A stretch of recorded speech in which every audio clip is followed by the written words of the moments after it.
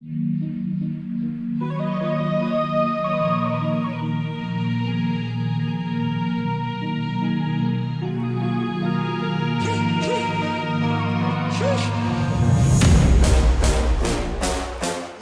is up, everyone? Welcome to the Edge DFS. We are talking Showdown. Big time matchup this week. BUCS going into New England. The return of Tom Brady. On paper, seems like it should be, interesting. But do we really think this is going to be a good matchup? Bro, I don't care what anybody says. This is not an entertaining football game. They should be flexing Rams Cardinals to Sunday Night Football. I know we have biased. A little bit of I know we have a little bit of a bias here, but come on, man. There's no reason this game should be interesting, especially after Tom Brady and the Bucs just got their asses kicked. They have no desire to keep this game close, bro. This has a chance to be one of the highest watched television programs in the last few years. You got to think, besides the Super Bowl and maybe some playoff games, don't you think? I mean, I think people are going to be watching this. A lot of people are going to watch this. That's why. I get it. I get it, but it's not Grey's Anatomy, man. Tom Brady and Bill Belichick aren't going to be hashing it out during the game.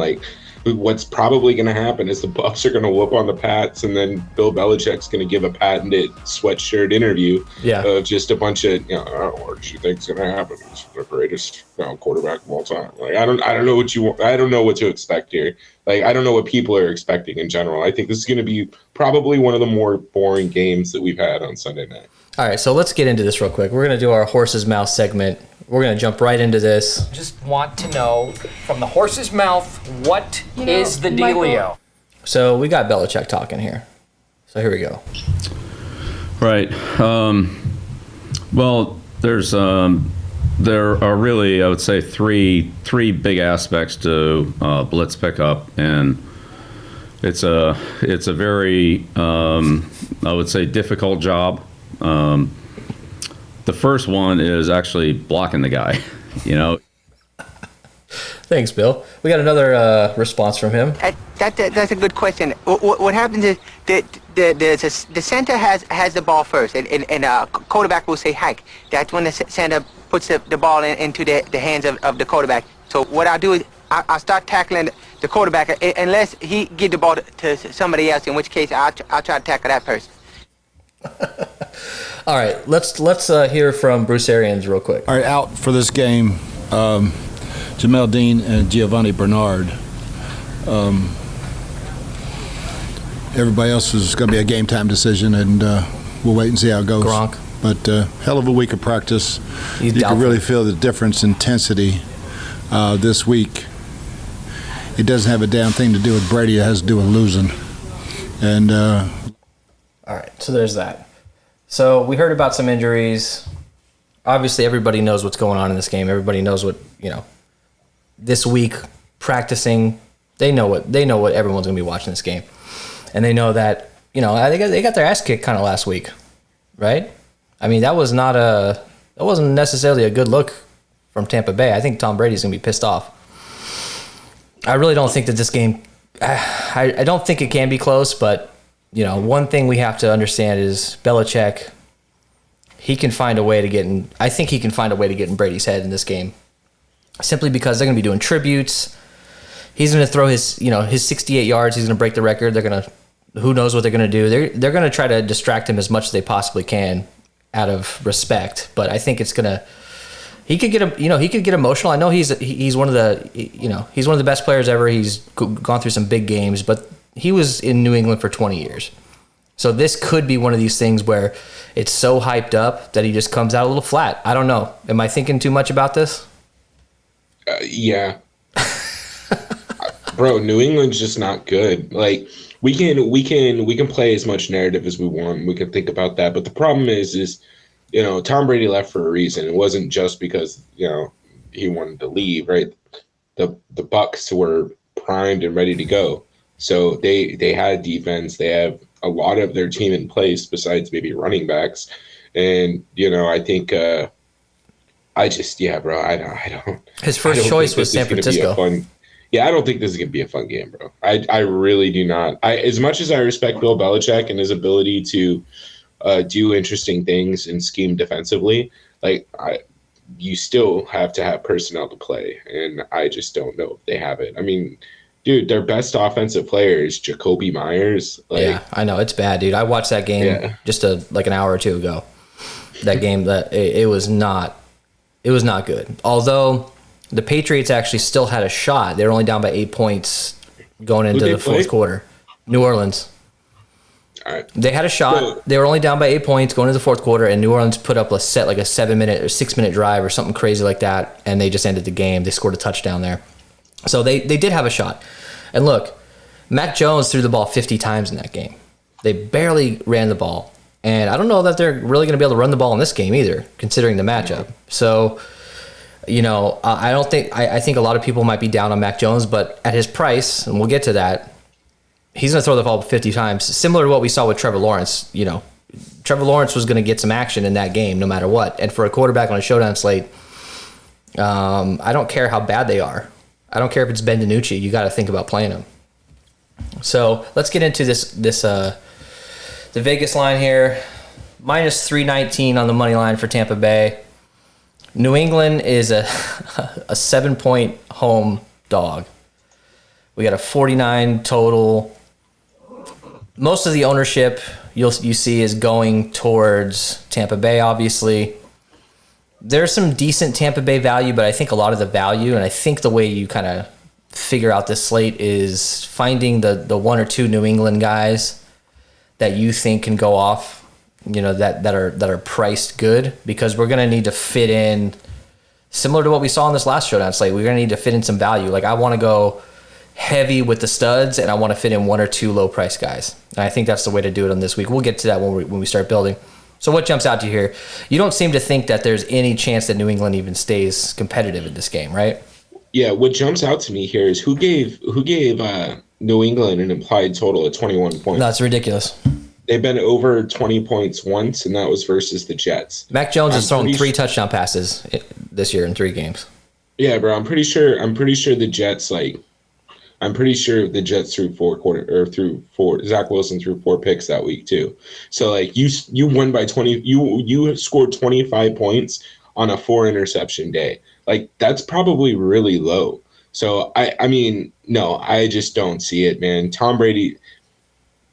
Look, dude, I don't want to sound like a fanboy over here, but there's no reason that this Buccaneers team shouldn't obliterate the New England Patriots. On paper, yes. If you play this game 100 times, they win 80, 90 times. But this is one game, and I just think that there is a shot that New England can make it competitive going into the fourth quarter. And if that's the case, we have to really consider, we're playing showdown slate here. We got to think about how we can be different. And I think one way to be different is, this week, if you want to get risky, go a little heavier on New England in the case that randomly Tampa Bay just does not have a very good game, and you're going to have so much leverage over the field. Most likely, you will lose all your money. So don't do anything crazy. Manage your bankroll properly. But for me, I'm gonna focus a little bit more on New England, because it's going to be hard to get different with Tampa Bay. 5-1 or 4-2 stacks. It's going to get really difficult. So you could think about doing some New England and captain with some garbage time. Like I said, Mac Jones is going to throw the ball a lot. I don't think they're going to be able to find a way to prioritize the run this week. And we do have some injuries to talk about here. So let's just actually jump right over into the injuries. Oops. So right off the bat, let's start with New England. So James White's out for the season, which is not like the biggest news ever, but it really opens up a lot of value for us. There's multiple running backs from New England that we can think about. Now, look, we all know the deal with New England running backs. They've been absolutely devastating us for 20 years at this point. DFS hasn't been around that long, but you know what I'm saying. Like fantasy-wise, these running backs just are not reliable. And with James White, arguably could be the most reliable guy they've ever had, because he out of the backfield, he catch some passes, things like that. Now they're dealing with 3 or 4 potential guys that we have options to play. A lot of them are priced very low. So when we get to the breakdown, we'll talk about some really good options there. Another guy that we should talk about is N'Keal Harry. So he started practicing a few days ago. They have 21 days to put him on the active roster, or he'll be out for the whole season. And I have a feeling that they will do that, and hopefully they do that this week because he's priced at $200. So if he's actually active, I think you really gotta think about playing him.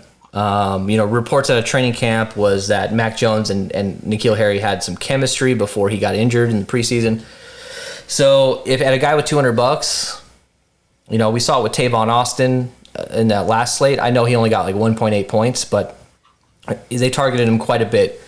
A guy that's $200, if N'Keal Harry gets you 30, 40 yards on 3 or 4 receptions, that's a huge deal. And on a slate like this where the guy's probably less than 5% owned, that's really going to put you over the edge. Especially if you want to play Brady in the captain, or if you want to play a popular guy in the captain, you're going to need to find one of these guys. So keep an eye on N'Keal Harry. If news comes out that he's active, I think you should take some shots at him. On the other side of it, injuries. So first off, it looks like possibly Richard Sherman should be active. I don't know how big of a deal that is, but it's worth mentioning. Gronk is doubtful. He was questionable, and then up until today, out of nowhere, he was downgraded to doubtful, and I don't think he's going to play. So that really also opens up some nice value, but also some traps for us from the Tampa Bay side with their tight ends. You got Gio Bernard is out. It opens up maybe some value in the backfield for Tampa Bay, or maybe just more carries or more targets and more snaps for Fournette potentially. We'll talk about that in a second. Scotty Miller's out. Antonio Brown is back from the COVID list. He'll play this week. So with Gronk out, are you excited about Brait and Howard? I like Howard a lot. I never mind playing tight ends, so I'll probably have a decent amount of Brait anyways. I think it's going to open up a decent amount of opportunity for both those guys. I think O.J. Howard was getting some love on Sunday. And this dude is an injury away from probably being, a superstar tight end. He just never had the opportunity because he wasn't able to stay healthy. But yes, this is another one of my Bama fanboy moments. But I watched him play for a while over there in Alabama, and obviously everybody looks like fucking Derrick Henry at whatever position they're playing when you play for Alabama. But he was a stud, dude. And I think 1K like. With Gronk out, it's going to give us some opportunities, man. Yeah. I just like him. And you love your tight ends, as we know. Yeah, I love my tight ends. And of course, we built that we built that CJ Uzomah lineup on the show a few days ago, and that lineup would have done well. There was a few duds in that, like Dan Arnold and stuff, but I think it would have done really well. So these are the kind of lineups if you're going the Millie Maker, you got to just try out. It's worth throwing a couple bullets in with these random low dudes that have high ceilings. No one played him. And we could be in a situation where there's some guys like that this week just by concentrating on ownership. All right, so let's get over to the breakdown here. Break it down. So by the way, guys, if you can't watch this video, we also have a podcast version that we've had, pretty much the whole time. Apple Music, Amazon, Spotify, all that stuff. Throw it on while you're working, moving around the house, whatever it is. It's important to, I know these are like hour-long shows or so, but this is really how you find your edge. I still think that there is a huge edge in Showdown if you know what you're doing. And if you get real deep with this, you spend an hour or so doing, we do the research for you. All you have to do is just sit there and listen and absorb it. So if you sit here and enjoy the show for an hour, first of all, throw us a like, subscribe. We appreciate it. But also, there is an edge in Showdown. And I think that getting deep with it and not just superficial and playing the guys that you like is where you can really find a way to win. So let's jump into this. Tom Brady's 12.8K. And Mac Jones is 9,400. So first off, let's just jump right into this. Can you fade Tom Brady in this game? Yeah, I actually think you can. I think this is a game where you can consider fading both quarterbacks. I don't know that I'm going to. But I don't mind taking a flyer on Tom Brady. Maybe the way that you can control the emotional narrative of this game is really establishing the run game. And we already know that people are going to shy away from RJ and Lenny, so because of the confusing backfield that they have. So yeah. I definitely think that this might be just one of the easiest ways to get different. Now, I don't want anybody to listen to what I'm saying and say, oh, well, he's not playing him in most of his lineups. That's not true. I just mean I'm not going to play him in every single lineup. Yeah. I'll probably have still like 75 to 80% exposure, but I'm comfortable fading him in a couple lineups just to hedge kind of what I think is going to happen. But, I mean, do it at your own risk. We can see the stats he's putting up this year. Yeah, the chances are high that he's the potentially even the optimal captain. But I'm willing to take the risk to not play him in captain this week. He's going to probably be 25% owned, 20% owned, whatever it is. And I think the next highest guy is like less than half of his ownership at captain, and that's just too big to ignore. So if he goes off this week and he absolutely crushes and he's the optimal captain, it's okay, because I really just don't want to punt at multiple positions and have to play weird guys. I'd rather focus in on a captain I think has a high ceiling with a little bit of lower ownership. But look, if I'm playing cash, I'm playing Tom Brady at captain. There's no doubt about it. But what I really like about Mac Jones is 9,400 is a pretty low price for a quarterback, and he's going to be throwing the ball. They're not going to be able to run the ball that well. They're going to try to run it. They're just not going to be able to run it. Look at these attempts: 39, 30, 51. So in the games that they've lost, he's been chucking the ball around. And, the first 2 weeks, his completion percentage was not bad. That New Orleans game, it did not look good. It just did not look good. But somehow their defense kept them in it. Somehow they had a shot to actually tie that game up in the fourth quarter. It just didn't work out. So at 9,400, I really like Mac Jones. I really like him in this matchup. You can't go wrong. If he was 10K, I might think twice.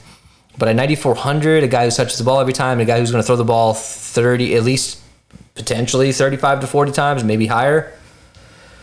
He doesn't have the touchdowns. Like I said, he's only got 3 passing touchdowns, and he turned the ball over quite a bit last week. But look, it wasn't really, most of those interceptions were not really his fault. I'd say 2 of the 3 weren't his fault. It was deflections or he was pressured and he threw the ball and it was tipped or something like that. There was one at the end of the game that he threw that was just a BS interception that he just had to throw up. So I'm not expecting a lot of turnovers from him, but I think he does have a little bit of rushing upside. And I think that you could see a rushing touchdown from him in this game. So if that's the case, you get a rushing touchdown from your quarterback at 9,400 and he throws the ball 30, 40 times. I really think that you got to fit him in.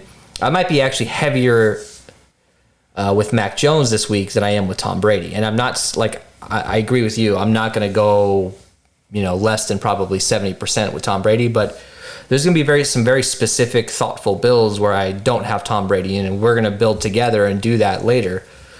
So do you agree with me on Mac Jones, or are you not as high? Yeah, I don't know, man. For me, it really depends on where his ownership comes in at. If he's under, 35 or 40%, then I think I'll start to get back on him. But right now, I'm just not that high on him. I think the loss of James White, first of all, that's a third of his touchdowns right there, right? So losing James White, I think it boosts everybody in the backfield. Maybe not for this specific game, and kind of hurts Mac Jones a little bit. James White is a great resource to have out of the backfield when it comes to the passing game. You and I both love playing him when we get opportunities to. So that's kind of the thing that I'm trying to keep an eye on. But the other thing to keep in mind is is 9,400. He's the starting quarterback. They're probably going to be behind. This could be exactly what you're saying, a 50 attempt game. You throw the ball 50 times, you'll probably think Jameis Winston. When a quarterback starts throwing 50 times, you think Jameis Winston. Decent fantasy numbers, probably has some turnovers, but they're going to put up points. It's just how it works. So I'm kind of 50-50 on this, man. I think, ownership is really going to decide my decision. But I'm leaning towards the coming under the field on Mac Jones right now. Interesting. Okay. All right, let's move over to running backs here. So let's start with New England. So Damian Harris is at 7,400. He actually got out-snapped last week by Brandon Bolden. Now, look, James White got injured in that game. It's kind of hard to really pin down what they're going to do. It's hard every week to pin down what they're going to do. But with a whole week of practice, it's possible that Stevenson will be activated. He had a fumble week 1, and he was a healthy scratch for 2 weeks. I don't think he's going to be a healthy scratch this week, considering they lost one of their best players in James White, which is kind of sad. I love James White, but he shouldn't be one of the best players on your team anyways. Right. So Brandon Bolden actually had 46% of the snaps, Damian Harris 30%, and J.J. Taylor was 14%. Now, J.J. Taylor is actually really interesting to me. He's $1,200, Brandon Bolden $600, and Ramondre Stevenson is $800. So I think out of all these guys, I think Damian Harris, to me, unfortunately, because of his price tag and just because of the game script that I think is going to go down, I think he might be one of the guys that will be forgotten about, and I don't know that he has too much of an upside in this game. And he could be like less than 15% owned. And if that's the case, I'm pretty confident the guy can get a couple, 1 or 2 touchdowns from red zone opportunities. And they're using him a little bit out of the backfield with some targets. He did get two targets and 2 receptions. So when you look at all these guys here, it's going to be hard to figure this out. Are we going to prioritize any of these guys? I mean, Brandon Bolden at $600, he got most of the snaps last week. He actually ended up with, let's look at the carries. So Brandon Bolden had three rushes, and he had 2 red zone attempts. Damian Harris had 6, and J.J. Taylor had 1.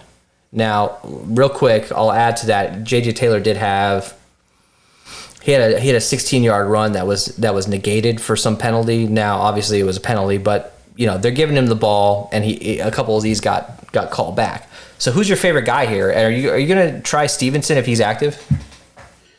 Yeah, honestly, I don't give a shit about which one of these I play. They're all the bottom 3 are priced so nicely that I'm going to be looking at whoever's active, and I'm probably going to have them evenly distributed unless I find another really cheap guy that I like.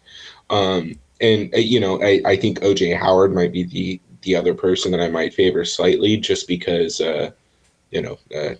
Tampa's got a hell of a run defense. So, but I mean, their pricing is more why I'm looking at them in the first place. I think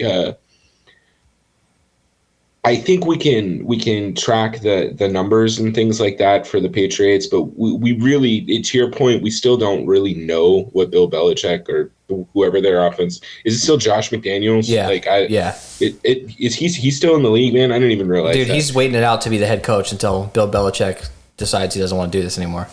Bro, not to get too down a rabbit hole, but if you want to talk about the good old boy system, you start at the FBI, Harvard, and then you go directly to the Patriots. They just groom and apprentice these random dudes to take over, and they're not even good at anything. Josh McDaniels is fine as an offensive coordinator, but he can't lead a team.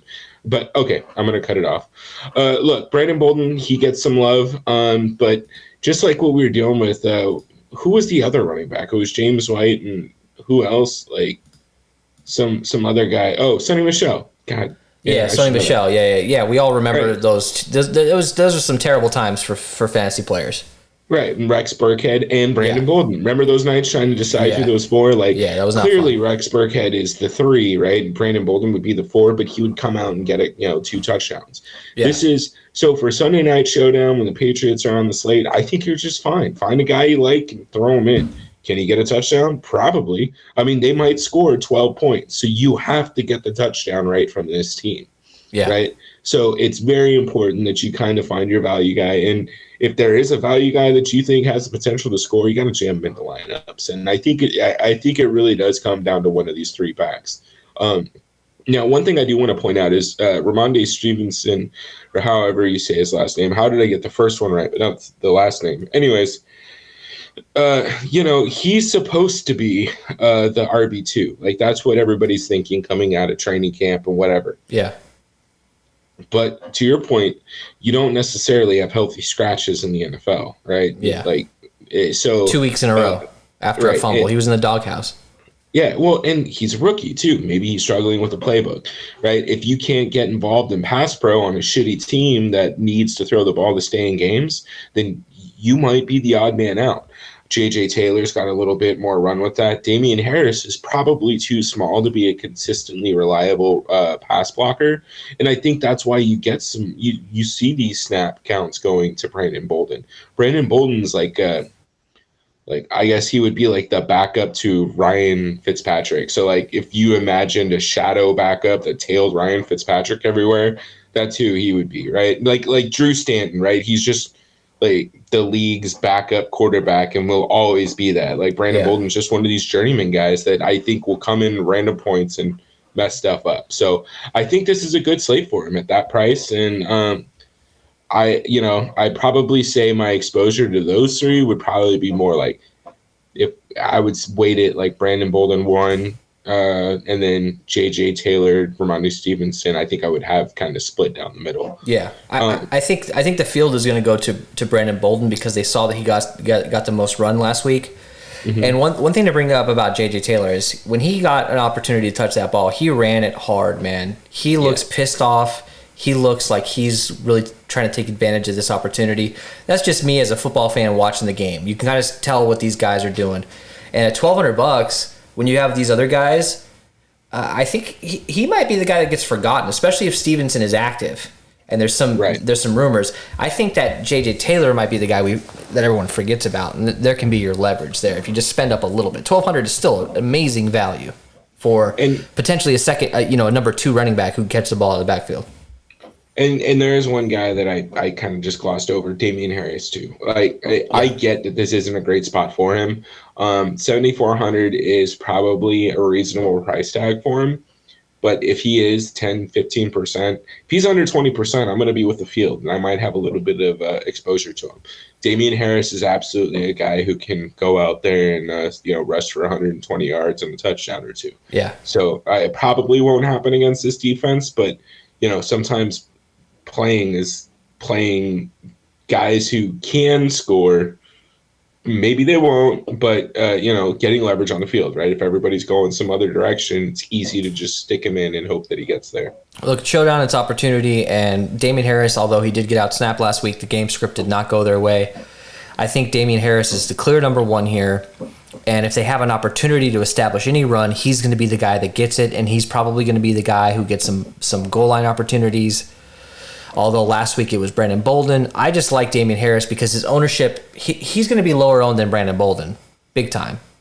Mm-hmm. And I get it because Brandon Bolden's cheaper and he can pay off better. But if he's 15 or less %, man, I might double up on the field because Damian Harris is solid. And think about it, right? Like, what if the Pats receive the ball, the kickoff, they get the opening kickoff, and they go down and go up 7-0 to start the game. Yeah. Right? That's a different game script than anybody's anticipating. If we see this be a competitive game from the get-go, then Damian Harris could stay involved in the run game. I personally, the way I'm going to build is I'm going to build as if this game is closer than everyone thinks it can be. And even if I'm wrong, there's still a possibility for garbage time, to pay off and help me out.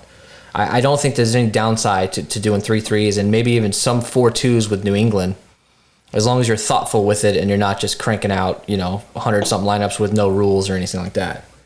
All right, so this might actually be a worse situation than the New England has ever had.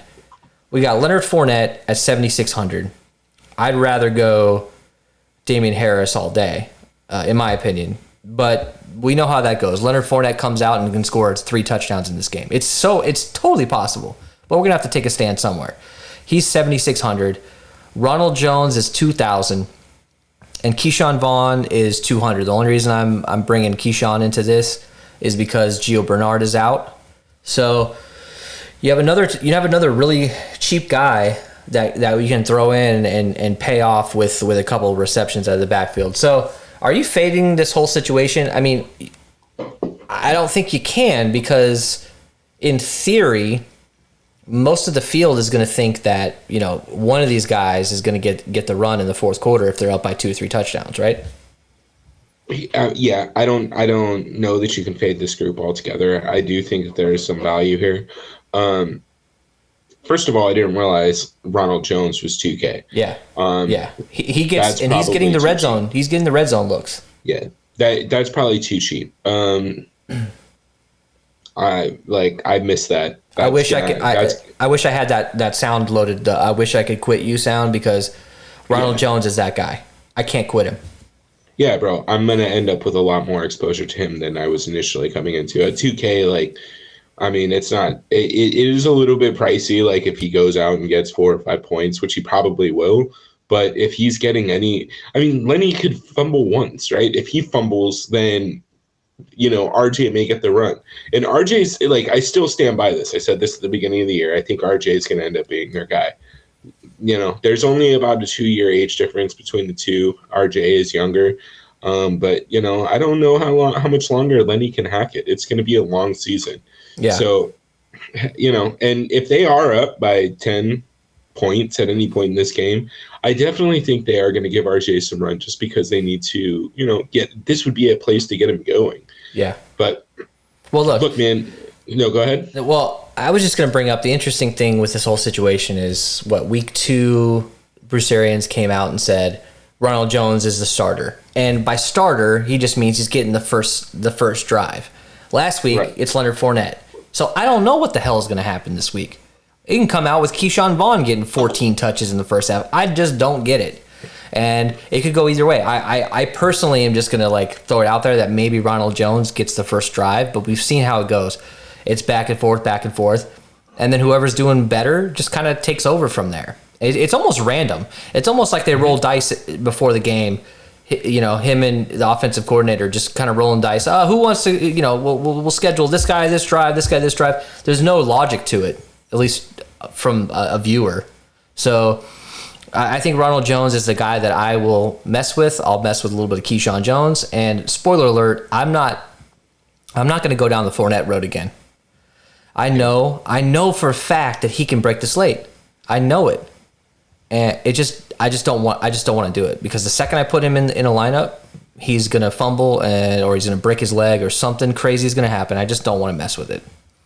And what this means to those watching us is, if we're saying play Ronald Jones, you might want to play Lenny. This is one that I struggle with. This is one that I don't get right very often. But I do want to comment one thing. Keyshawn Vaughn, $200. We've seen that they're trying to get that Giovanni Bernard role going. That's what Keyshawn Vaughn was here to fill initially last year, but he was a rookie. He still has a lot to learn, and Bruce Arians does not like rookies. Right. He's never liked rookies, but this could be an opportunity for him to get into the pass game. We know that Lenny. I don't know, man. I don't know that Lenny can run routes. We saw him do it a little bit. Honestly, I just think Tom Brady and kind of the way that offense is set up, it just makes the other players better. So, I think that's why we're seeing, there's no reason Gronk would have the same amount of touchdowns that he does on any other team, right? He's not an athletic guy. I think that opens up opportunities for guys. And Keyshawn Vaughn could end up with the goal line touchdown because he gets a little jump off screen pass. So, I like him. $200. I'll probably have a little bit of exposure. We saw how much run that Giovanni Bernard was getting, and if he can get half of that run, I think he's in a good spot. And the interesting thing here is Vaughn will be forgotten about because of all the value on the New England side of the ball when it comes to the running backs. He will not be more than 3 or 4% owned. This is the guy you throw in your Millie Maker lineup in the flex, and you hope he scores you a touchdown because he can break the slate. All right, so who are you playing the most here, if any? Probably Ronald Jones. Yeah, it's so sad. Yeah, that sucks. 2K. I refuse to go over maybe 15 to 20% on any of these guys. You say that now, but wait till we get to the building section. It's all right, we got 2,300 left. I know. You're right. Ronald Jones is gonna be the guy probably. It happens every week. We find one guy that just shows up in every one of our lineups when we're hand building. You need to get that's when you need to play the Kawhi laugh, is when we have to get to that one part where it's just the same guy. Oh, well, it's Ronald Jones. Exactly. All right, wide receivers. So we know that Chris Godwin is the most consistent guy. If I'm playing cash, I'm probably playing Chris Godwin. For tournaments, you can play, Godwin or Evans, whoever, because we just don't know who's going to go off. They could both go off in this game. We know Gronk. Somebody's got to catch these red zone attempts. So Godwin on the season is at 94% of the snaps. And last week he had 95%. Now, one thing to point out about Chris Godwin is he got a rushing touchdown last week in the red zone. They did a little motion end around with him, and he scored a touchdown rushing the ball. Not to say that can happen again, but, Godwin is that kind of guy. I like Godwin as your higher floor, still a high ceiling, but Evans to me is the guy that can get you a 0 or he can get you 35 points. So when it comes to these guys, Godwin is higher owned. He's going to be on the field a little bit more. Evans is at 83% snaps for the season, and last week he had 83% of the snaps. So he's consistently the number 2 guy. But when it comes to the red zone, he's going to be the guy getting the targets now that Gronk is out. So I think Evans gets a big boost with Gronk out. So Antonio Brown, actually, let me mention there for the podcast listeners, Chris Godwin's at 11.2K, Mike Evans is at 10.4K, and Antonio Brown's 7K. Antonio Brown's going to be super popular this week. You also, you want to play some narrative here. You also got Antonio Brown going back into New England, a team that kind of wronged him, even though he did it to himself. But in his own mind, he probably got wronged by them. Antonio Brown at 7K is going to be popular. And I think he's going to be popular at captain. So thoughts on this holy trinity of receivers for the BUCS? Who's your favorite? My favorite is Antonio Brown, and that's obviously because of the pricing. But I think one thing that you said a couple times on the show is there's going to be other ways to get different. And I think the way you get different on this slate is I normally don't play 3-3s. I run 4-2 stacks either way, right? I think this is a great slate to do that. I don't think you're going to get as many 3-3 stacks here because, and to your point, 4-2 with the Pats at 4, because people are going to be too scared to do that. But this is a great time to take Tom Brady, Antonio Brown, and get different by, throwing in Chris Godwin and Mike Evans. Yeah, you're right. And that's probably what I'm going to be doing. No Gronk. As much as you want to play one of the backup tight ends, again, they're going to be chalk as hell too. Like, everyone's going to have Cameron Brate, probably Antonio Brown at captain, Tom Brady, and then Chris Godwin. That's going to be everybody's lineup with Mac Jones and, I don't know, a fucking kicker. So, that's going to be the common build. So I think you're fine by taking 2 of these receivers. I am taking 2 of these 3 in probably every lineup. Yeah, I like it. I think you got to get one of Godwin or Evans. Yeah, in every lineup.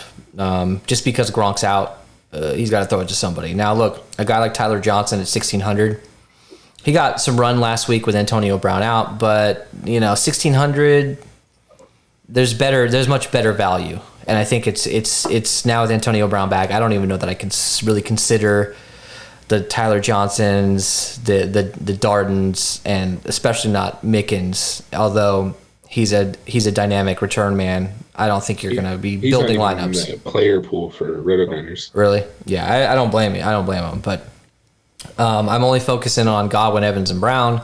Maybe one lineup with Tyler Johnson as just a safety net, but Tyler Johnson will be less than 10% owned. I think he should be even less than that, in my opinion. But real quick, let's just look at targets this year. So Godwin, 26 targets. Evans, 25 targets. Godwin with 19 receptions. Evans, 16 receptions. Their target share is at 19 and 18% respectively. So we clearly know that one of these guys, if they're going to win this game, one of these guys most likely will go off, if not both. So I think you can feel very comfortable about either. And a way to get different, because they're so damn expensive, is jam them together. I don't know that there's going to be a lot of lineups that are going to have both of these guys, because you physically almost can't. And we'll find out here in a minute, though. All right, so anything else to add here before we move over to the other side, which is kind of a shit show? Actually, just kind of looking at some of this target share with AB being out, I think this target share might be a little bit closer if he played last week. Looks like we saw a massive boost to Evans. Godwin is kind of just still the number one guy that Tom Brady uses. But if AB was in, I think we'd be closer to like Evans at 20 targets and then AB closer to 16 or 17. Yeah. So, again, we need to keep an eye on his ownership because I expect him to be a really, really popular play. But, if he comes in anything less than 50%, I'll probably be close to 75-80% on AB. I think all three of these guys are great captain options. Agreed. These three are my favorite captain options. Yes. And not to spoil it, but we'll get into it. But and one last thing to note here for air yards, when it comes to percentage of air yards for this team, Evans is at 30%, and Antonio Brown is at 28%, and Godwin is at 18%. So we already kind of know we know that Godwin has high upside for long big plays, but it's mostly yards after the catch with him. When it comes to Evans, it's to throw the ball up 40 yards down the field and let him catch it. Same with and Antonio Brown, play action, deep throws like we saw, what was that, week 1? Where he had that long touchdown. You called it. He was your favorite captain that week. So something to keep in mind there when it comes to air yards. We're 3 weeks in. I'm not too concerned about it, but we kind of know that's already kind of where they're aimed. All right. So let's go to the other side here. Not too excited to talk about this, but I think there's some value here. And I think if you get this right, this is where you can be different and possibly win some big money this week. Jacoby Myers is 8,400. He's clearly the number one option. Jacoby Myers does not have a touchdown. And correct me if I'm wrong, but in his entire career. I think he's at like 110 or 115 total receptions, like 1,300 yards and no touchdown. Now look, Jacoby Myers is similar to Godwin when it comes to snaps. He's 94%, and last week he had 96% of the snaps. Now Nelson Aguilar, who they brought in this year, is at 5,600. Aguilar's at 83%. It's kind of like Myers and Aguilar are a super, super poor man's version of Godwin and Evans when it comes to their, the ranking of kind of who's the number one and who's the number two. Although I will say Jacoby Myers is just a clear number one option here. But he doesn't score touchdowns.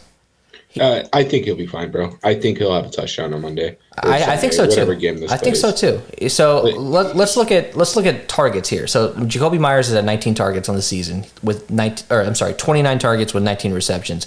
He's got 24% of the target share this year. 0 touchdowns. Nelson Aguilar, 18 targets, 10 receptions, and 15% of the target share. He does have a touchdown. He's at 5,600. Now, Kendrick Bourne, correct me if I'm wrong, but he was coming over from the 49ers. 14 targets, 9 receptions, and a touchdown. Now, Kendrick Bourne is only at about 58% of the snaps, but last week he was up to 76, so maybe he's trending up a little bit. But what destroys all this is if N'Keal Harry plays. Because, look, N'Keal Harry has been a massive failure, and I thank God that the Cardinals picked Byron Murphy. If he were to drop down, I would pray that we didn't get N'Keal Harry because it is not. Did you see that article? Yeah, I read that today. I read that today. Yeah, that's why I kind of bring it up because he's N'Keal Harry has been a massive disappointment, but that doesn't mean he can't turn things around. I think he has the talent. One thing that jumped out to me about N'Keal Harry, when you watch him catch the ball and when you watch him run, he falls. When he gets tackled, it looks like he's got hit by a freight train. I don't know if he's just glass or what it is, but he just does not take hits well, and that really scares me, which is why he's probably injured this year. So N'Keal Harry at $200. I don't know what the hierarchy when it comes to number 2 and 3 are if N'Keal Harry plays, but I'm not too worried about him taking snaps from Aguilar. Maybe a little bit from Bourne, maybe Gunner, whatever the hell that guy's last name is, Olszewski, gets no snaps and Harry takes over. Anyways, Jacoby Myers at 8,400. He might get a little bit he won't get forgotten about because he's the only real option in this game for a team that's losing. 8,400. Can you get different by maybe not using Jacoby Myers as much and kind of going down to some of these other guys? I think there's going to be other ways to get different, man. I mean, Jacoby Myers could easily end up being the highest scoring player on the Pats. I mean, his target share is just kind of ridiculous. Even last week, I mean, I assume he was being covered by Marshawn Lattimore, and he had 14 targets for 9 receptions and 94 yards. Like, that's a pretty solid output for being covered by one of the top 10 corners in the league. 14 targets. Yeah, bro, that's dumb. Like, that's a dumb number. And if we expect them to be playing catch up most of this game, I think that, that those opportunities are still there. And to your point about, the number 2 guy, even if N'Keal Harry's back, I think it's Nelson Aguilar. Like, this dude has been a real wide receiver ever since he left Carson Wentz. Yeah. And I didn't know that it was possible. Like, I thought he was actually just a bad wide receiver. He had a great year in Oakland last year. Yeah, exactly. And I think he's really turning into that position. I mean, dude had 6 targets. Is that 6 or that's 8 targets? That's 8 targets, yeah. Yeah, bro. I mean, if he converts 2 or 3 more of those, that's another 30 yards and obviously 3 receptions. You're talking about 6 more fantasy points. Yeah. Which on a showdown slate at 5,600 isn't terrible. Yeah. So, like, this is where you can get kind of interesting. You might be able to take Antonio Brown, Tom Brady, and Chris Godwin or Mike Evans, right? And try and do something weird where you got Nelson Aguilar, Jacoby Myers, and Mac Jones. Yeah. I think Jacoby Myers and Nelson Aguilar actually make interesting captain plays too. Yeah. Oh, yeah. Right? Aguilar for sure.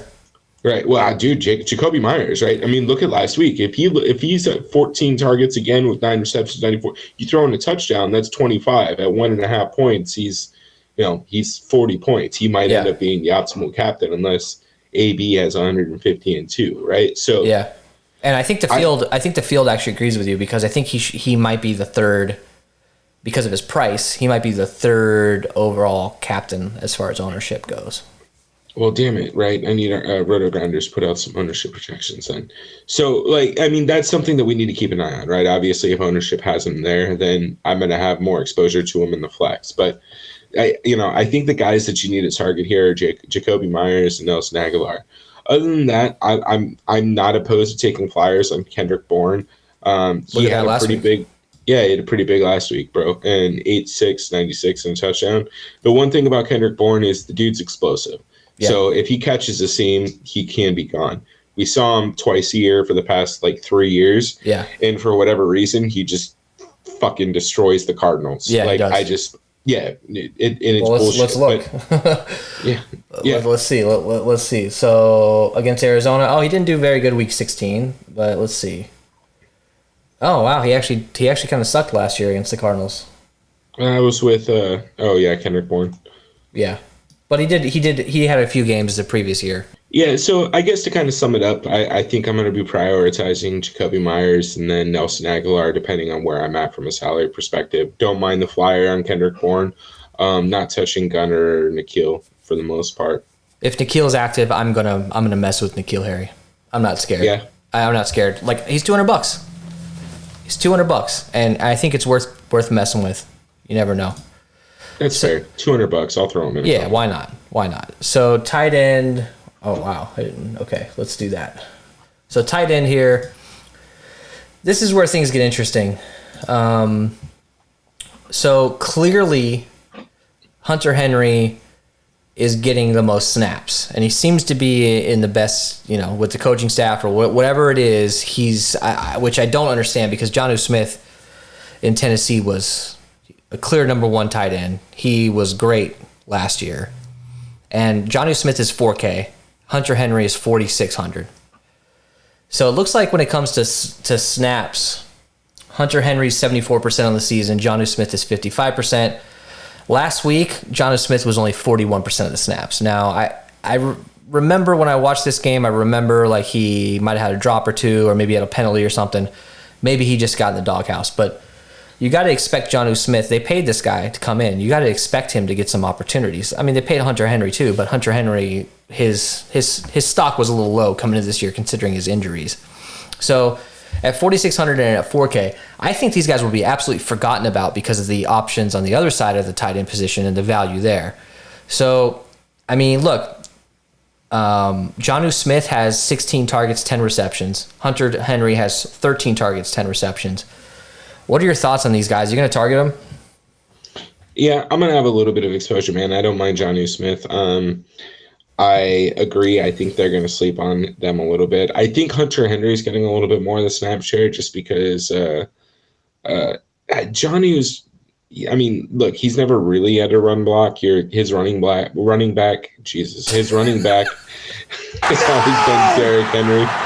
No. Yeah. His running back's been Derrick Henry. Like, I'm not even sure you have to block for that guy, you know? Yeah, pretty much.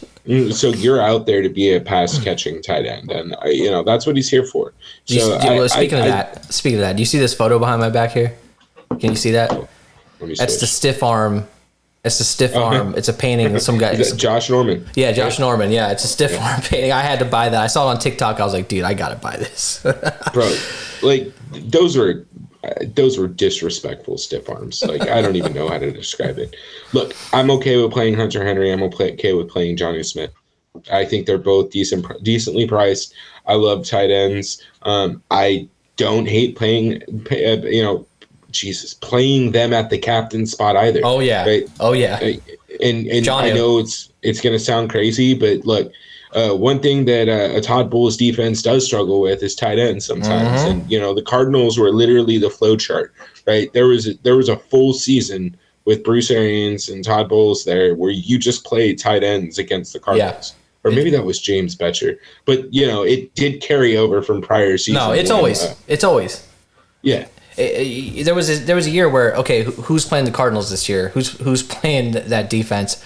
All right, I don't care who the tight end is. We're gonna play. You're going main slate. You're gonna go heavy on him.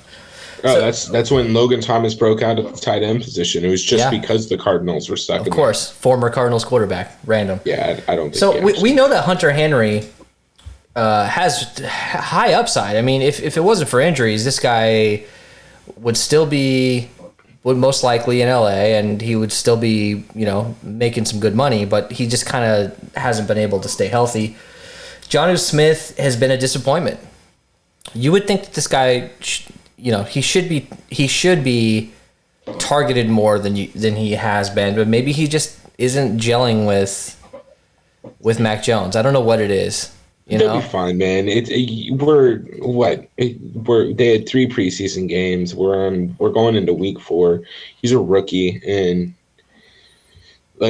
I think Tom Brady is that good. He did a lot with this team with not much around him. The defense is something that did help them get back and stay in games, but I mean, what is he supposed to do? Like, when your best offensive player is Jacoby Myers, I don't mean any disrespect to Jacoby. Yeah, actually, their best offensive player might actually be Jonnu Smith. I know. I don't know. But see, this is why Tom Brady left. Because he was winning Super Bowls with dudes like this. You know what I mean? Like, I can't blame Tom, but this is what they do. This is the Patriot way. Yeah, I'm sure they'll get back on track at some point. I just don't know if this is the game. But Jonnu Smith, great position. I like him. Hunter Henry, you can get some love too. Captain for Jonnu Smith. I actually like him at captain. He's going to be 2% owned in the captain, maybe less. All right, so Gronk's out. Gronk must be really hurting to not play in this game. I mean, he must be absolutely unable to walk. And it was a rib injury, I believe, which, I can't blame him. I mean, that shit is not fun to deal with.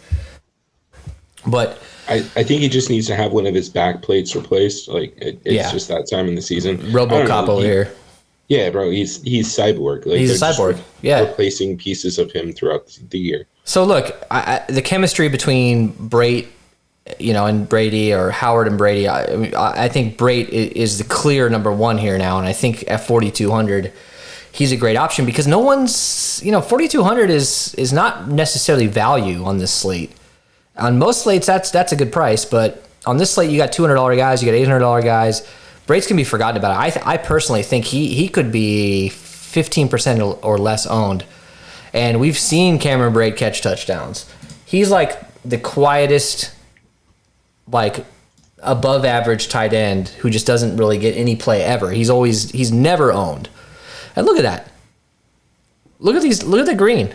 12, 7, 9, 12, 9. That is, you don't see a guy that's that low owned at that price that can have that many fantasy points. And just no one really ever pays attention to him because he's not really getting a lot of volume. But week 3, 5 targets, 4 receptions. I think that Cameron Brate or O.J. Howard scores a touchdown this week.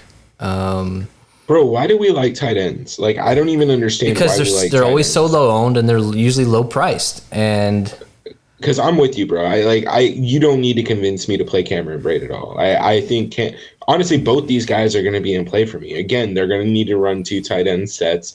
They're down to, I mean, yes, they're getting AB, but they're also losing Scotty, Shelby, the other Miller guy. Yeah. Right. So, Shelby and Miller. we know, yeah, we know that their 3 wide receivers are going to be the main guys. Who knows what's going to happen with the running back situation, right? And I mean, what do we have on Gronk here? So, okay. Yeah, I don't know Gronk's target share, but I mean, look, he's had, 6 touchdowns this year, 4 touchdowns, some dumbass shit like that. Come on, man. Look, that volume's got to go somewhere else. It's not just going to go to Mike Evans and Chris Godwin and AB. Yes, they're going to see a boost, but there's still going to be opportunity there for Cameron Brate. And at that price tag against, a team that they should beat, I definitely, this could be another Zoma situation. Yeah. Yeah, we should build Brayton captain as well. So do you have that meme up, man? Oh, I didn't load it. Shit, my bad. Next time. On Twitter. Look at our Twitter. Yeah, go on Twitter. So Gronk last week was 76% of the snaps, Brate 39, and Howard 18. So Jesus, that's enough right there for me, right? If they bump Brayton to the even 70%, and then OJ Howard means he's getting 30% of the snaps, 30 or 40%, yeah. Bro, I'm not going to do this. I might have to run both of them. I don't know. OJ Howard is a clear disappointment, but he had the talent. That's why everyone was trying to jam him in a few seasons ago, because he's had the talent. And look at this, there, bro. Look 2018 season. Yeah, no, he's a good tight end, bro. He just needs to, maybe the system isn't perfect for him, but they haven't given up on him yet. I mean, this team has 3 tight ends or more. How many tight ends does this team have? They could have more than 3 tight ends active, and they're not going to keep OJ Howard around just for the fun of it. They'd rather get a younger guy in here. He clearly has the talent. He just hasn't had quite the opportunity yet.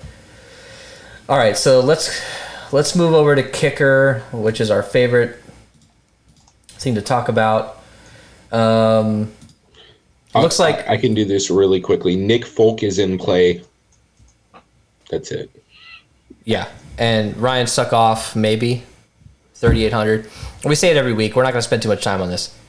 The kickers are random. If you feel comfortable putting them in, do it. If they fit your lineups, do it. Nick Folk is actually going to be like half as owned as Ryan Suckoff, and I think Nick Folk has actually been really good for them this year. And for a team that might, stall out in the red zone, there's opportunities. But also, look, if you might get a whole entire second half of no field goal attempts because they're going for it on 4th and 2. They're going for it on 4th and 3, as opposed to kicking these field goals. And that's something we haven't really ever had to deal with. Maybe the past 2 seasons we've started to see that more.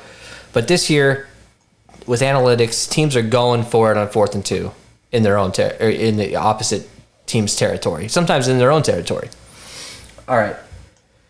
Now, just this isn't an obligatory mention. I'm not going to do this, but Ryan Suckup was optimal captain last year, like week 3 when Tampa Bay played. So don't you? If you want to, don't you say? If you want to, was he really be a weirdo and fucking do it? Yeah, dude, he was. Remember it? 17 when he had 17 points here against Carolina last year. Mm-hmm. Wow. All right. What week was that? Never mind. It doesn't matter. So let's go to defense. And by the way, for our listeners, podcast listeners, Nick Folk's 3,400, Suckoff 3,800. So that was week 2. I was pretty close. Really? Man. Yeah. Jeez. So the Buccaneers defense is at 6,600. Now we're gonna go at the end of the show. I'll summarize with the studs and everything. But I listed for Tampa Bay. The studs was the defense, but we saw it. Look, we saw this the other night with the Bengals defense. This is a little bit different, but look, 6,600 for a defense who they might actually be relatively high owned. I don't know yet, but you got to think that Buccaneers defense is going to come out relatively owned this week. But at 6,600, a lot of times they just don't pay off. You need 3 or 4 sacks, and you need a touchdown. You need a touchdown on defense. But we brought this up before. Even with that, sometimes it's not enough. Here's the one thing that I want to say, right? Like, so this is going to sound dumb as shit, but I don't mind playing a little bit of the Buccaneers defense because I really think that price tag, and the way that some of the defenses have played the past 2 games and not really been in the optimal other than Dallas, like I think people are going to be a little confused on what to do here. So I think it's going to drop their ownership a little bit. I don't mind them at 6,600 if they're a last piece to your fit or they fit your game script just fine, right? I definitely think that there's a world in which they end up with 4 or 5 sacks. They could easily have 6 or 7, right? They still have Ndamukong Suh, and what I think they have Shaq Barrett on the defensive end. Anyways, they have the defensive guy. I don't really pay attention to that. To be fair, this is recall that I'm using to remember these names, right? So, look, they have some pretty good defensive linemen, and they will have a pass rush against a rookie quarterback and what's probably not a great offensive line. And if you can't establish the run with a rookie quarterback, we all know how that turns into issues. So this could be a game where you end up with sacks. And this is also a defense that can give up 21 points but still hit an optimal lineup because they'll go out there with pick 6 or 2. So that's another thing to keep in mind. This is an optimal opportunity for the Buccaneers defense to come away with multiple touchdowns, just because their schemes are going to be a little bit more difficult for Mac Jones than I think a lot of people are anticipating, unless Bill Belichick just comes in and does his normal dink and dunk stuff. But again, like, just be mindful of what you're building for, right? If your game plan, if you're thinking that the Bucs defense is going to give Mac Jones trouble, for a rookie quarterback that usually ends in turnovers. So this is an explosive team. They'll make big plays. They'll give up big plays from time to time, but I can see 2 touchdowns coming from this defense. Now, I'm not going to go play him at captain. I'm not paying the rake for everyone. And I will stand by this. Like, I've learned my lesson, right? It's really not worth it. They need to have 2 touchdowns and pretty much a shutout to be optimal at captain. If they give up 14 points and get two sacks and no turnovers, it's not going to be enough. It just isn't. Right, bro. Get a kicker. Yeah, just get the kicker. You get anybody. Get Antonio Brown. Just play O.J. Howard. Antonio Brown's $400 more. Who do you think is going to? Who do you think is going to? The odds they're going to. Antonio Brown's going to score more points. I think they're pretty high. Patriots defense 3,200. I actually, just like last week with the Jaguars, I actually don't mind a little bit of Patriots defense, like once or twice, because of the price. That's it. You never know. You got Ronald Jones who likes to fumble the ball. Who knows what's going to happen? I think you got to just try it out. So let's move. Defense isn't bad either, right? Yeah, like they're not bad either. They did well last week against New Orleans. All right, so fade of the night. Explain yourself, Ellie. Did I spell? Is that how you spell his name? Probably not. Yeah, no, it's okay. Good. I think it's right. Yeah, I don't know if anybody. I don't think anybody knows how to actually spell Mac. They just say it out loud. Yeah. So look, if you're listening to this, it's spelled correctly. If you're watching, fuck it, it's spelled correctly. But look, I'm just not feeling high on him, right? I definitely think this is an iffy situation.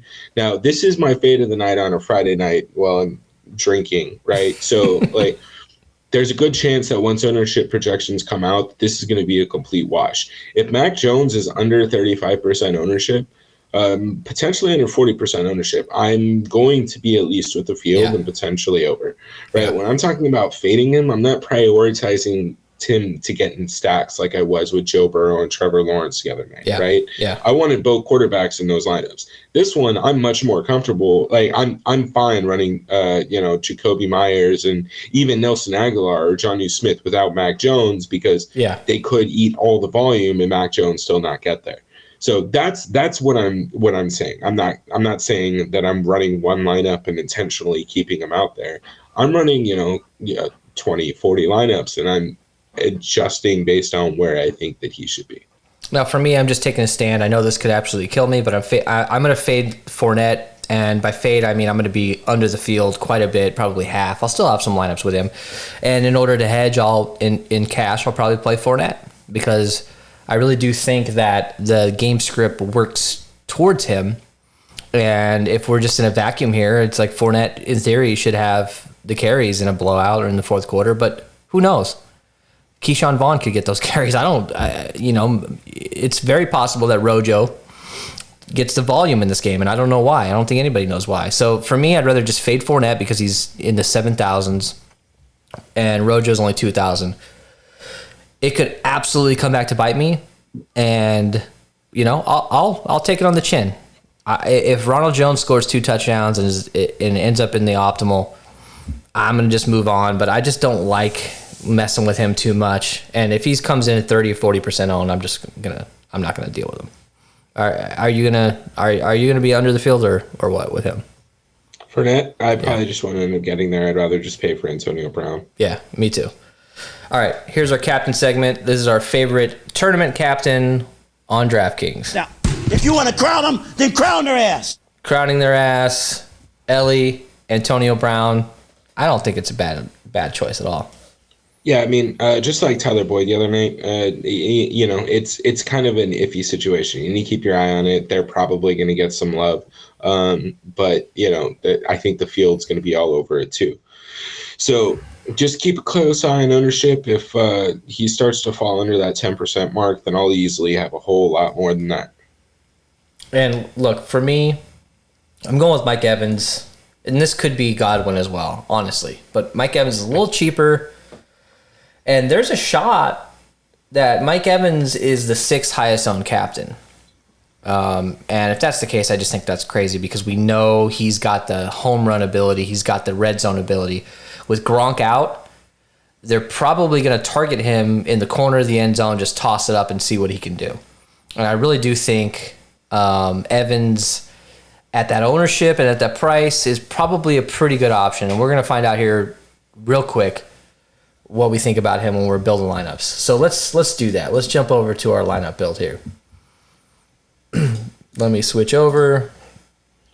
I wish we didn't have inside jokes because I was thinking of different audio tracks that you could use, and all I can think of is Kiss of the Dragon. Right, remember, give me the Grimoire. Or don't think. A lot of inside jokes. We've known each other for just way get too the long. Schwarzenegger soundboard, dude. That would be fun. So I know. I need to get a whole nother bunch of pads for that.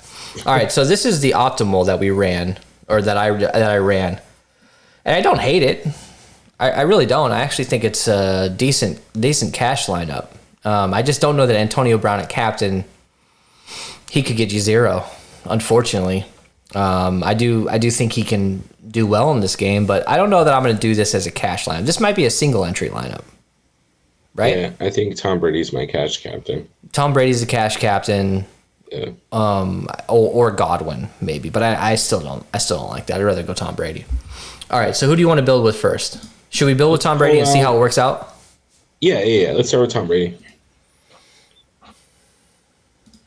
All right, so we got Brady. Let's optimize and see what happens. Rojo, Jonnu, AB, Jacoby, That's a very nice cash lineup. and Mac Jones. That's a decent cash lineup. I actually do like that. Although I'd probably go Brait. Well, instead of Rojo, go down to who's a punt that we're okay with. Like One of the running backs from New England. Let's see. You want to throw in? I mean, I'm okay with Brandon Bolden. I mean, if we're going to do that, Why isn't Bolden even in the? Bolden's not even in the. Let me give him like 1 point here, so you can. Oh yeah, they have Jacob Johnson instead. They're high. They're high. That doesn't put make any JJ sense. Taylor then in. They got him as the RB2, and you like him, I like him. That's fine. JJ Taylor. Right. Let's start fresh here. So let's just start completely fresh. So Tom Brady at captain. This is cash. So we want to do this as a cash lineup, and then we'll build a tournament lineup with him. So let's get Mac Jones in there. Let's get Godwin. This is gonna be tough. No, throw in AB Instead of Godwin. No. Throw in AB in addition. Okay.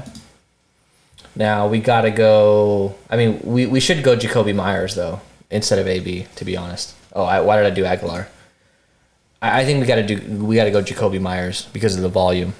Yeah, that's fine. And then 1,800 left. So let's look at where we're at here. So you can go JJ Taylor. I would actually Rojo? run Ramonde and OJ Howard. In cash? Yeah, because Okay. Ramondre is probably going to be higher owned. Okay. And JJ Taylor? Not JJ Taylor, sorry. OJ Howard. OJ Howard? Yeah. I feel like this is a tournament lineup, potentially. Yeah, I wouldn't mind running this at a tournament lineup either. Yeah. This is a tournament lineup. I don't love it because, I just don't want to have Tom Brady at captain. Yeah, I don't either. Let's try to be a little bit safer here. So can we go instead of Godwin, can we go Evans just to save, or let's just go Antonio Brown? Because we absolutely have to get Jacoby Myers if we're going cash because he's going to get 15 targets in this game. So it leaves us with 6K. So let's get like Braden at 4,200. That leaves us 1,800. Where are we at here? Just short of Ronald Jones. JJ Taylor. This is gonna be a JJ Taylor night, unfortunately. Can we get a kicker in there instead of Brait? Will that do anything for us? I mean, you can go Jonnu Smith and get to Ronald Jones from there. Let's do Nick Folk, and then you can go with Rojo. I think. Oh, sorry, my bad. I think the floor on this is okay. As we start to get better projections as we get closer, we'll get a better idea what the cash lineup is. But I'm not a cash guy, so let's start building tournament stuff. So let's go Antonio Brown. Let's just see if this is gonna be.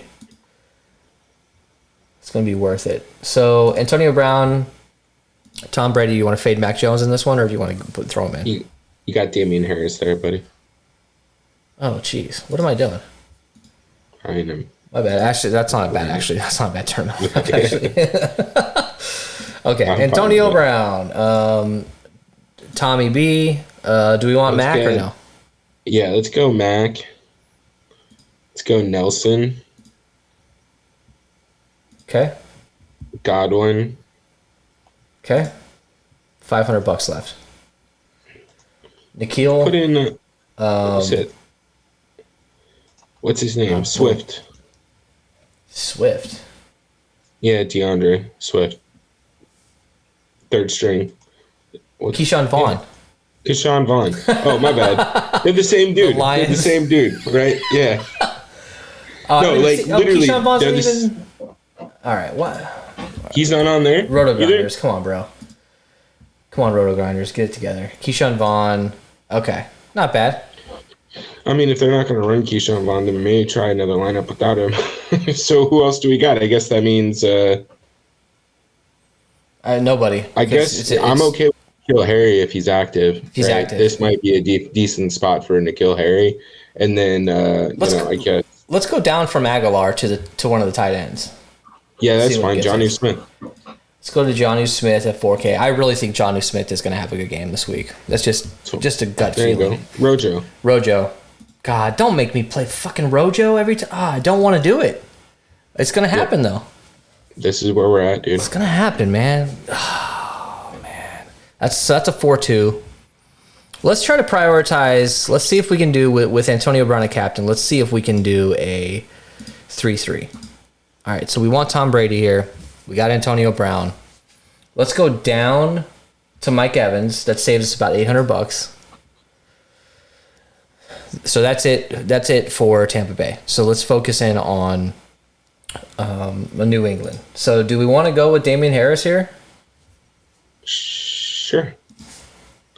Let's go Damian Harris, Jacoby Myers. $500. So N'Keal Harry. I'm fine with N'Keal Harry. Actually, that's a decent punt on this. I wish we had $600 because we can go with Brandon Bolden. That's happened to us a few times already. N'Keal Harry is a good punt. I really think he's a good punt if he's active. It's worth a shot.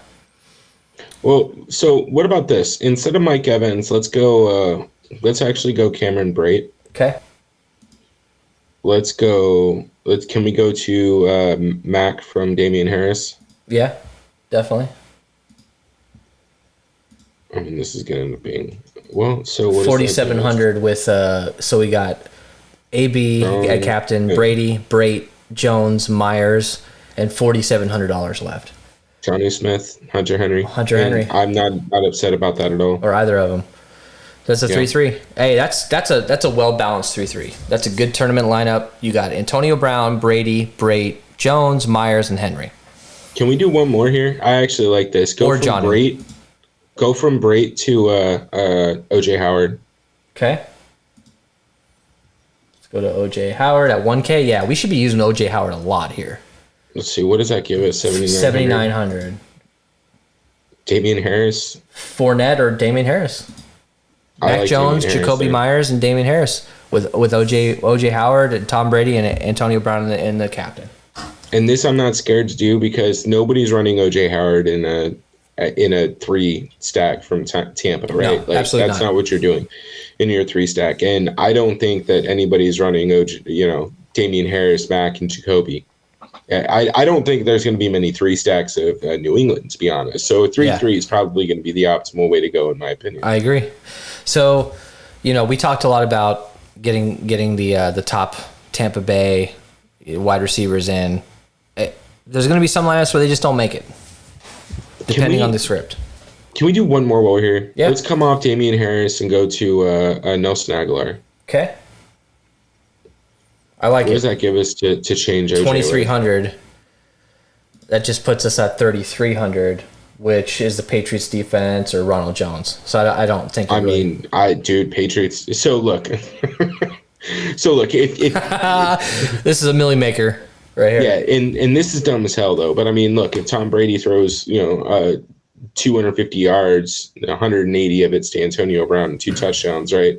Then this might be viable. All right, so hear me out on this. Let's do another Antonio Brown. Let's fade Brady in this one. Let's go Mac Jones.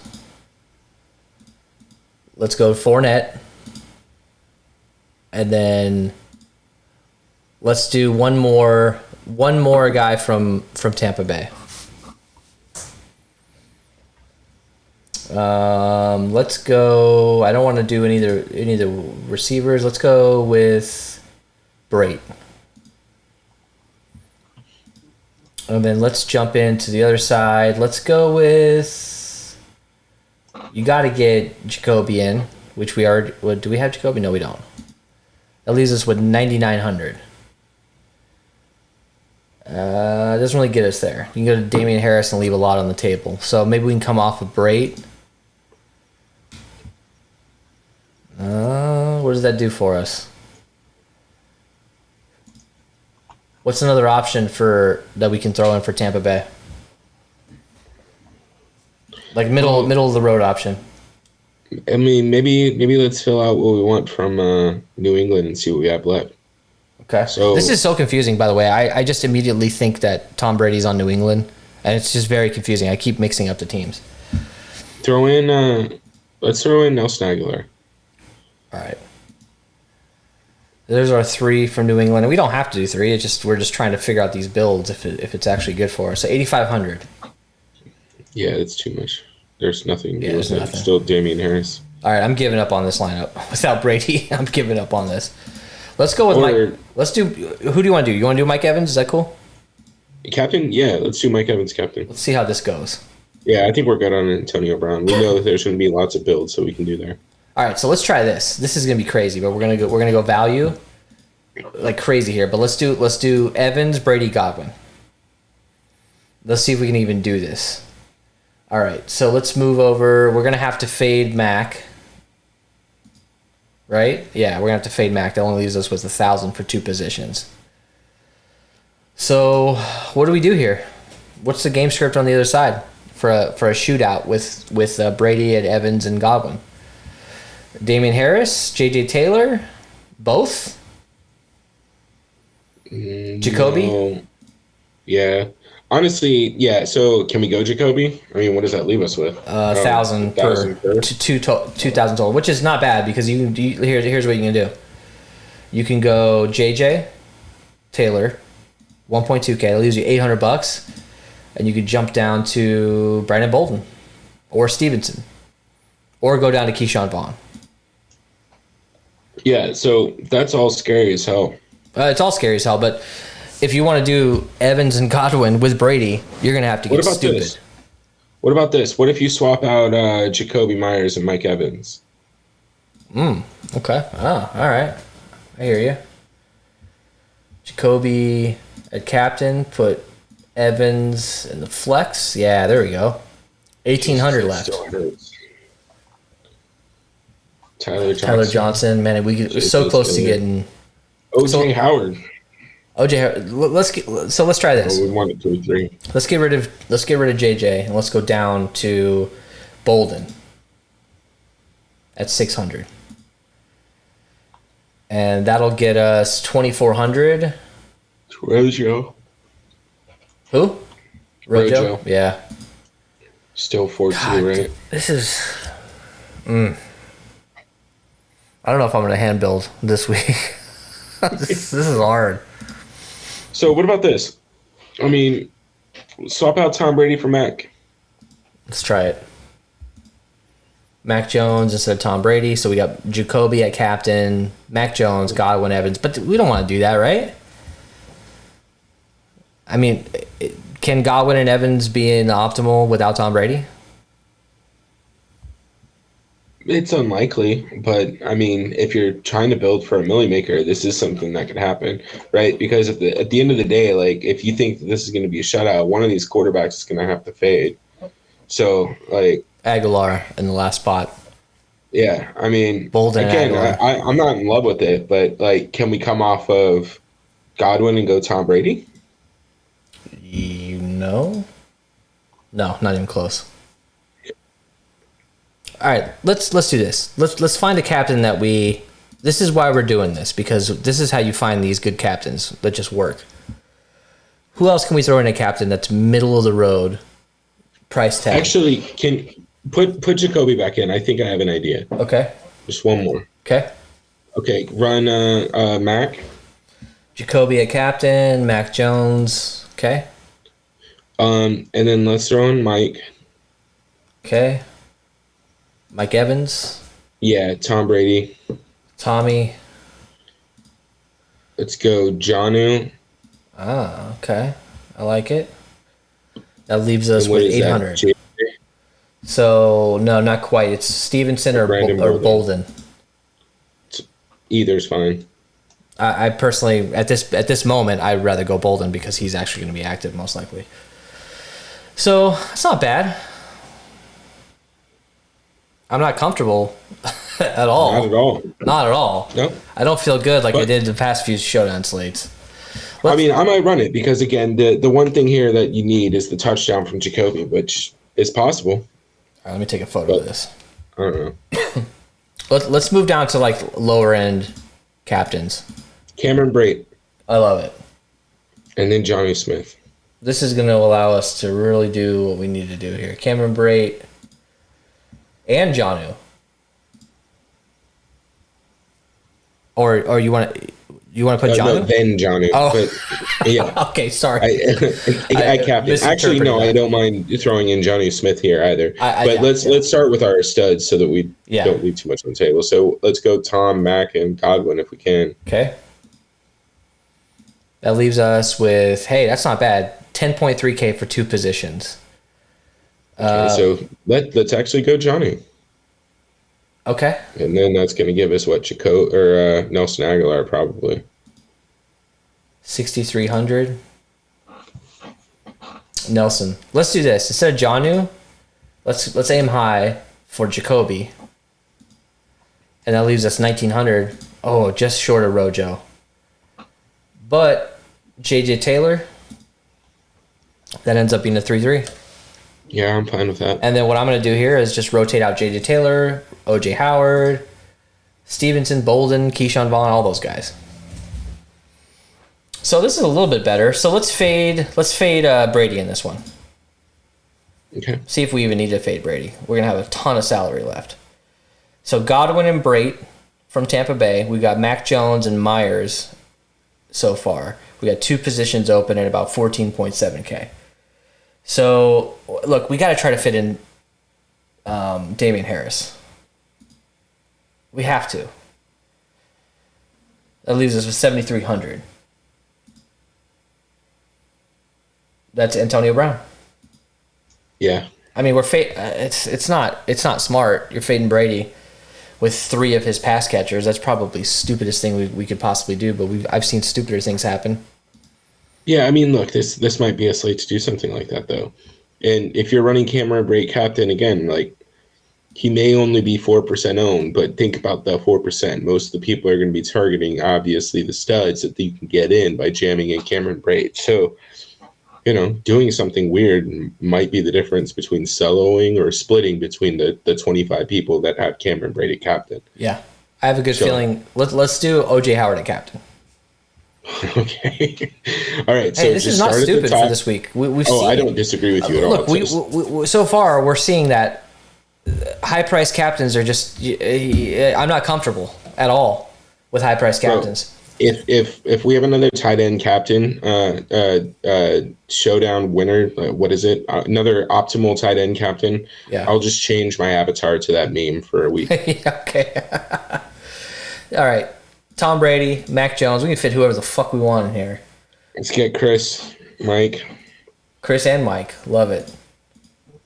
4,700. Jonnu Smith.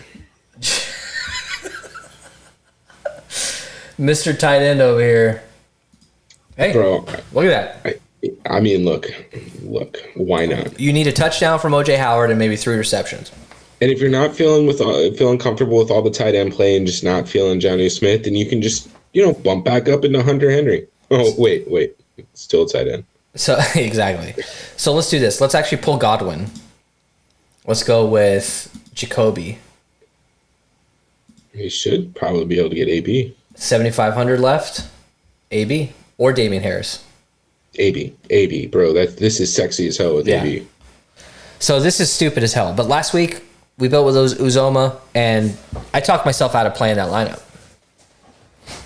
But O.J. Howard at 1,000, you don't need him to be the highest scoring guy. You really don't, because you can fit all these guys in the flex. Let's pull Mac Jones out of here. Oh, I put Damian Harris. My bad. I meant to put AB. That's my bad. I don't know what. It's all right, because you said this is really dumb right after you said it too. Yeah. So that's dumb too. Yeah, exactly. Yeah. All right. So one more crazy one here. So we got O.J. Howard, Tom Brady, Jacoby Myers, and Mike Evans. I pulled Mac Jones out. Let's actually do. You want to do like a?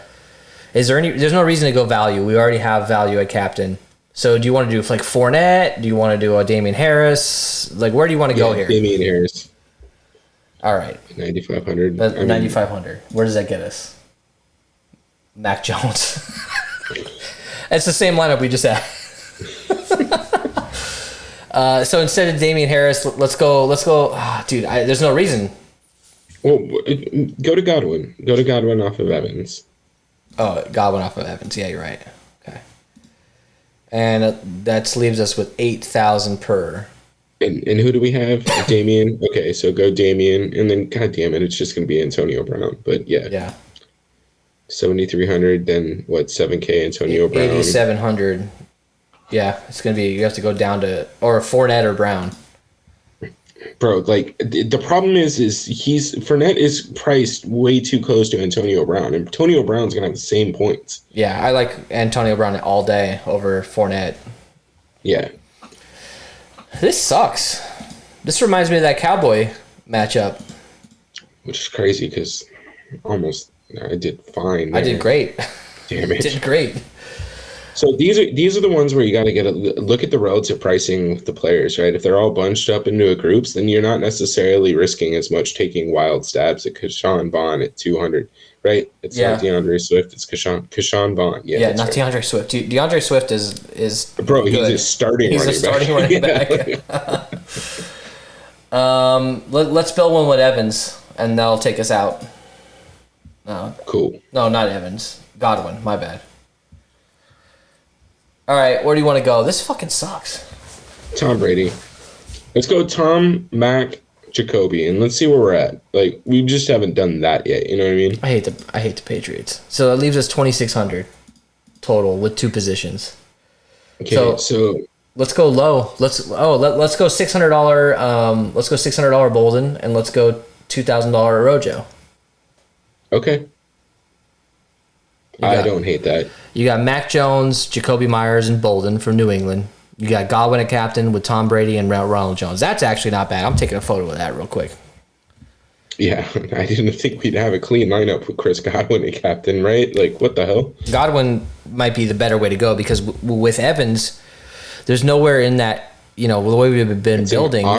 You have to go down. You have to leave like 2,000 on the table, which is fine. You can do that. There's nothing wrong with leaving that much on the table, but sometimes you don't need to. All right, any more? I'm good, bro. I think we're going to have fun. We just need to keep an eye on ownership projections because that's really what's going to dictate kind of what we decide to do on Sunday night. All right, so let's summarize this really quick here. So for studs for Tampa Bay, we know the deal here. Tom Brady, Chris Godwin, Mike Evans, Antonio Brown, and maybe the defense. Value, you got Ronald Jones at 2K, Tyler Johnson at 1.6K. I don't love him, but he's worth mentioning. Cameron Brate, OJ Howard, and Keyshawn Vaughn. On the other side, we've got the studs. I put it in quotation marks because, it's the Patriots. Mac Jones, 9,400. Damian Harris, 7,400. And Jacoby Myers at 8,400. Now, a lot of value here. Brandon Bolden, 600. J.J. Taylor, 1,200. Stevenson, if he's active, 800. N'Keal Harry, if he's active. Jonnu Smith, and Hunter Henry. All right, so let's talk about, real quick as we send it out, predictions here. Who's your 5% or less owned guy or 10% or less owned guy that could score a touchdown? Yeah, I don't know yet, but right now I think I'm leaning towards, I don't know, dude. Do you think Ronald Jones will be under 10% owned? I think that's where I'm going. It's possible. I think OJ Howard or Jonnu Smith could be that guy. I don't know that Jonnu Smith will be that low owned, but he's going to be one of the lower owned guys. I can give you OJ Howard, man. I think I'm with you on that one. That's a good call. I actually really think Jonnu Smith can break the slate in this game. He just hasn't. We know his talent. We know what he's possible, what he can do, and they got to find a way to use him. They got to find a way to use him more. They haven't really been able to do anything. And if Mac Jones is throwing the ball 40 times, he's got to throw it to somebody. Prediction on the score. I'm saying 44-14 Tampa. I think the nerves and the weight of this game on the players and how much it's been built up. It's a primetime game. I think they come out a little cold in the first half, and I think this is like a 27-17 game to the Bucks. And I think New England is actually in it in the fourth quarter and just can't do it. All right. Well, thanks, guys. We will be back for Monday Night Football. I think that's Vegas versus the Chargers, which we got another Raiders game. That'll actually be a pretty fun one. Yeah, Raiders are interesting this year, and we haven't done a Chargers showdown slate yet, so that'll be fun. Next week, Ellie and I will both be in Arizona. We're going to a wedding, so we'll be doing a show in the same room for the first time ever. So join us for that. Follow, hit us up on our Discord. Thanks, guys. We'll see you later.